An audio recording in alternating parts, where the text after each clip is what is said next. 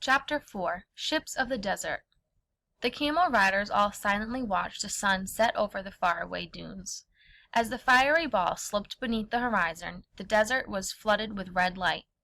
As soon as the sun disappeared, the air grew much cooler. Mamoun stood up. "It is time to go," he said. The camel riders put out their small fire. In the growing darkness, Mamoun helped them saddle up their animals and load them with baggage. Then Mamoun came over to Jack and Annie. "You can ride those two sisters," he said, pointing to two camels kneeling in the sand. "Climb on, then come to the front of the line to ride with me." Jack and Annie walked over to the two camel sisters. Each had reins hanging from her neck. Saddles made from colorful cushions were piled high on their humps. Annie patted the wiry, tan-colored fur of one of the camels. The camel looked at Annie with big eyes and fluttered her thick eyelashes. "Hey, cutie," said Annie. The other camel nuzzled Annie's neck. "Hey, beauty," Annie said to the other. "You want some attention too?" "Cutie and beauty," said Jack. He didn't find either camel particularly cute or beautiful. Annie climbed onto Cutie's saddle cushion and picked up the reins. "Let's ride," she said. Cutie rose awkwardly up from a kneeling position to a full stand. "Oh, wow," said Annie, towering over Jack. "She's really tall." Jack started to climb onto Beauty, but the camel caught an end of his headcloth and began chewing it. "Stop that," said Jack, pulling the cloth away from her. Beauty opened her mouth wide and flashed rows of sharp teeth. Jack drew back. "Don't be afraid," said Annie. "Easy for you to say," said Jack. "Yours likes you." "Don't worry, Beauty likes you too," said Annie. "I can tell." Annie's camel began ambling toward the other camels, wanting to head off into the desert. "Come on, Jack. It's really fun once you're moving," she said. "Fun," muttered Jack. "Right." He held on to the ends of his headcloth and put his leg over Beauty's hump. The camel eyed him suspiciously. She swished her tail, slapping his back. "Hey!" said Jack. Jack tried to get comfortable on the saddle cushion, but Beauty spat at him and made a weird screeching sound. "Quiet!" said Jack. He hooked his shoulder bag onto a saddle horn. When he was finally settled, Beauty turned her head and started chewing on his leather bag. "No, don't!" yelled Jack. He tried pulling the bag away, but Beauty played tug-of-war. "Come on, let go," Jack said. "Give it back, stupid." "Do you really think she is stupid?" Jack jumped. Mamoun had ridden up behind him and was watching as he tried to get his bag back from Beauty. Jack was embarrassed. She won't let go of my stuff," he said. Mamoun grabbed the strap of Jack's bag. He clucked his tongue and the camel let go. She groaned as Mamoun hooked the leather bag back onto the saddle horn. "For thousands of years, camels like this one have carried people across the desert," said Mamoun. "She is truly a miracle of nature." "Some miracle," thought Jack.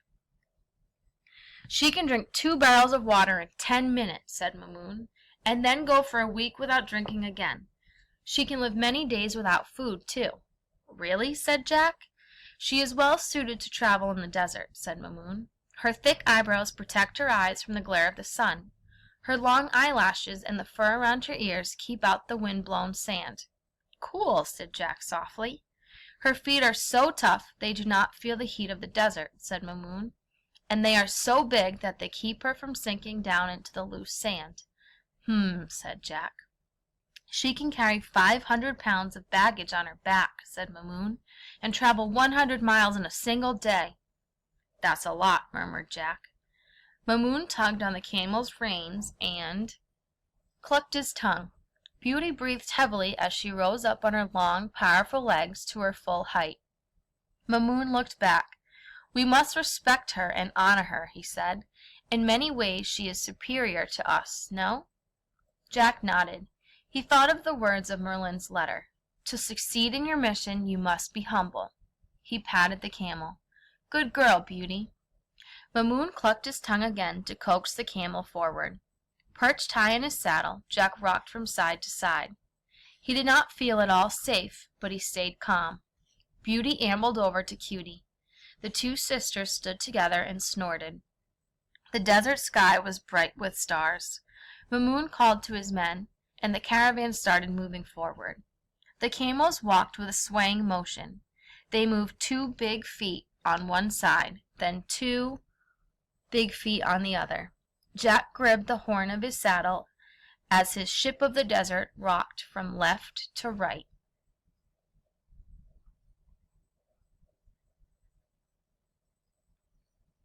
"Isn't this fun?" said Annie, rocking alongside him. "Sort of," Jack said, shivering. Actually, he wasn't having any fun at all. He felt seasick and was freezing in the night air. Also, he was worried about their mission. Would the Caliph meet with them? If he did, how could they help him spread wisdom to the world? And if Baghdad was very far away, how would they ever find their way back to the treehouse? Mamoon slowed his camel until he was riding between Jack and Annie. "When I was a boy, I spent many cold nights in the desert riding with my father on journeys to the west," he said. "At first, I too thought that camels were foolish. I always longed for more blankets and for a smoother ride. I wished to be back in Baghdad in my own warm bed." Jack smiled. He liked the caravan leader. "But over time, I have come to love the cold desert nights," said Mamoon. "Now, when I am sleeping in my warm bed in Baghdad, I long to be here instead. I wish to be reading the wind and the stars." "How do you read the stars?" asked Annie. "They have their own language," said Mamoon. "At this moment we are heading east, toward the Goat Star." He pointed at the sky. Jack couldn't tell which star was the Goat Star, but he was filled with wonder.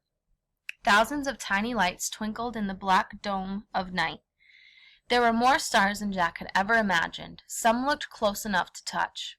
Mamoon started singing a song. The other camel riders joined in. Jack couldn't understand the words, but the tune was soothing. The camels seemed to sway to the music. Jack stopped worrying about how they would get back to the treehouse, and he found he was actually enjoying the fresh desert air. He started to relax. "Jack," Annie said softly, "guess what? We just solved the first mystery in Merlin's letter. Ride a ship of the desert on a cold, starry night." "Yeah," said Jack happily, "and it's really fun." Suddenly, a fierce shout came from the distance. Jack sat up straighter. His heart thumped. "Bandits!" one of the camel drivers shouted.